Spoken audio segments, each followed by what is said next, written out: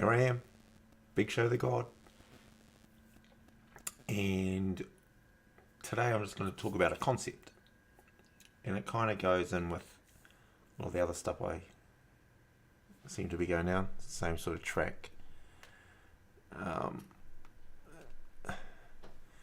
these are just tools I use on myself, I guess. And maybe some of this is to shine a light on some of the weaknesses I have, or blind spots. Because I constantly want to try and see if I can find blind spots within myself that I can use to do things better. So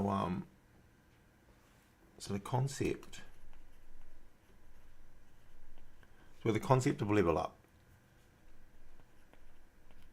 and that's to motivate and inspire and influence myself to go from here to here. And then what does that take to do those things in an arbitrary way, right? So there's lots of little changes, blah blah blah. Maybe I'll put up the notes screen. So the concept is reinvent myself, right? I hear that quite a bit. It's in different places. And how do you go about that? And it doesn't seem to be like a line and then reinvent yourself, and then reinvent yourself to what, right? In my opinion, a lot of this is usually where you've had an event happen to yourself, where you've had some sort of, maybe there's loss or broken your legs, or you lost your sight, or had some sort of event, left your career, been made redundant, retired, or whatever. So the reinvent yourself is kind of like a trigger. To me, is late, but it's late when those sorts of things happen. But if you had an event brought upon yourself where you can't do what you were doing, then I guess that's when the term reinvent myself would come into it. But how do we sometimes say, well, how do I disrupt myself? When we use that, disrupt myself,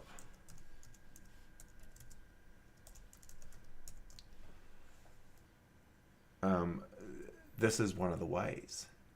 So if you disrupt yourself by saying, I reinvent myself.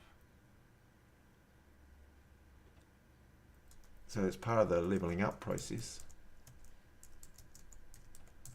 as an extension, right? Because all these things is change. Change, and sometimes, or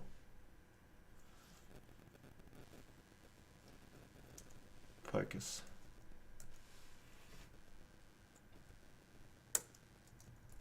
Change and or focus. And that, back to our things, adds value, create vision. Because when you start saying, I'm going to reinvent myself, there's all pillars can be involved in that, right?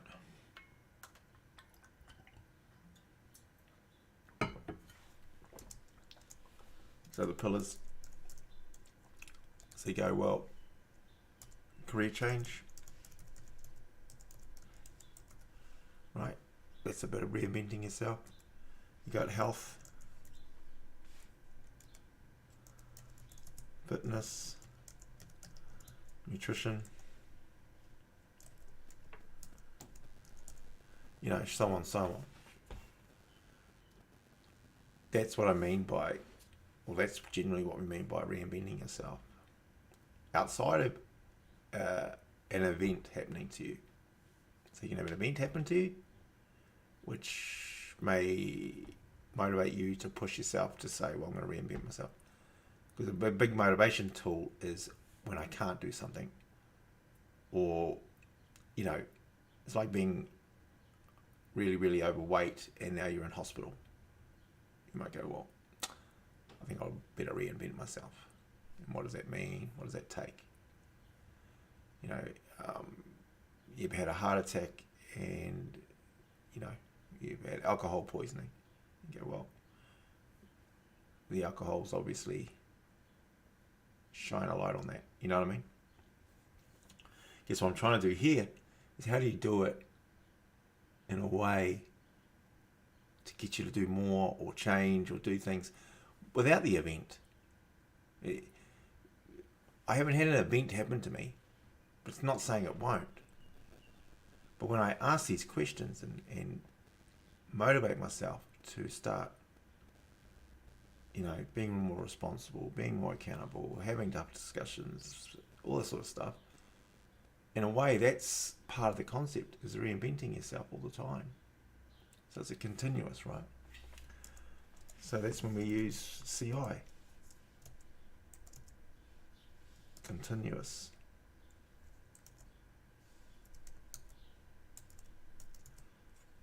Improvement.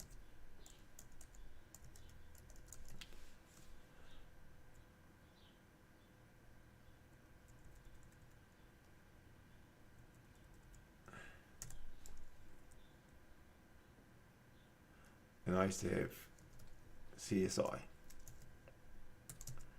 which is self.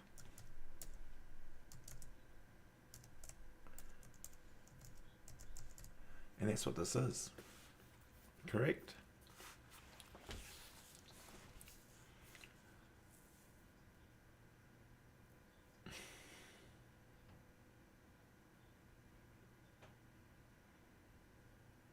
So yes, there's a little one there. Reinvent myself. Now, I'll say, when you're in a position of doubt, guilt,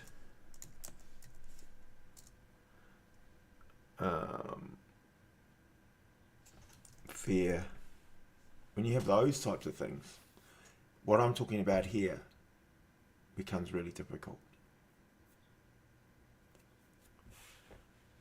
And obviously those are the emotional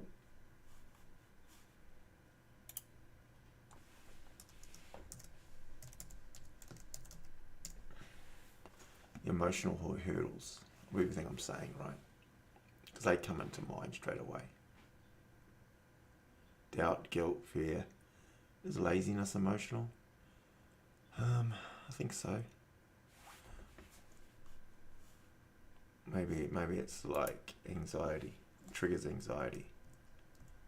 So laziness,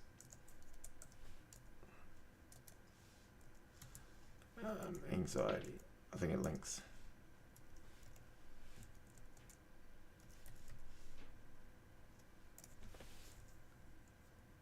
This triggers anxiety and the result,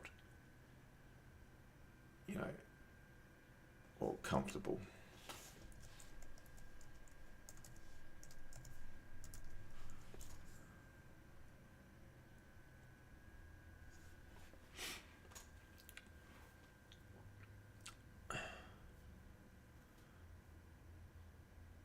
So to go about these steps to reinvent myself while I'm here, while going through it, the process I seem to be going through is having all these methods, having all these theories, and then doing it, and then doing those little bits for a period of time to add to the toolbox or to the steps of the mountain, right? Which is back to, for me, being visual and I have the sayings and the plans and the visions for my future, which changes all the time, and then what I've measured about myself today, yesterday, last week, and how I've measured it, how I can refer it, how my pillars are going, and then what tweaks are required in there to keep leveling up or keep improving.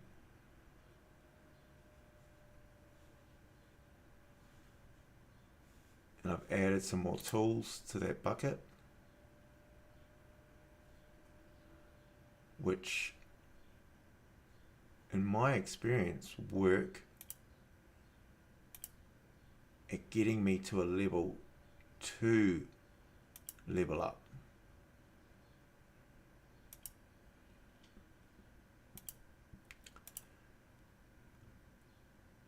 Like if we focus on guilt, it's understanding what that means.